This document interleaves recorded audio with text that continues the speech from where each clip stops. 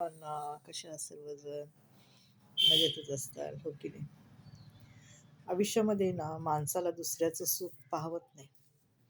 दुसरी व्यक्ती छोट्याशा गोष्टीत, छोटीशी एकदम मोहरीच्या दाण्या इतकी गोष्ट असते, जर त्यात आनंदी आहे तर त्यांना समोरच्याचा आनंद खुपतो त्यांच्या डोळ्यामध्ये, हो की नाही? असंच आहे बघा. आपल्याकडे आपण किती आनंदी आहोत हे पाहण्यापेक्षा दुसऱ्याकडं दुसरे काय आनंदित आहेत आणि त्यांचा आनंद कसा हिरावून घ्यायचा हे लोकांना फार माहिती असतं.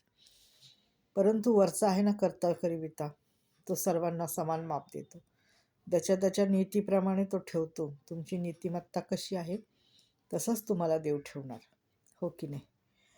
आणि विश्वासघात करणाऱ्या माणसाला चांगल्या माणसाची काय किंमत असते?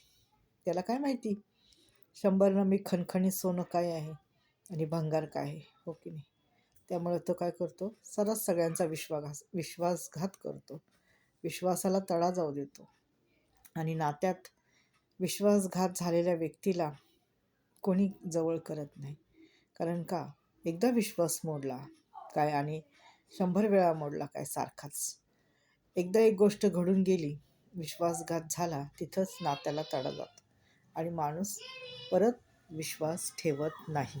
मग त्याने अख्खा जीव जरी ओवाळून टाकला की नाही, ही गोष्ट अशी नाही, पण विश्वास कोण ठेवणार, ओके? म्हणून पहिल्यांदाच विश्वास माणसाने जिंकायचा असतो. एवढं मात्र खरे, एकदा एखाद्या गोष्टीवर विश्वास असला की तो मरेपर्यंत माणसाने ठेवायला पाहिजे की नाही, ही व्यक्ती अशी नाही आहे आणि ही माझ्या विश्वासाला तडा जाऊ देणार नाही. परंतु विश्वासघात करणाऱ्या लोकांना ह्याची जाणीव नसते.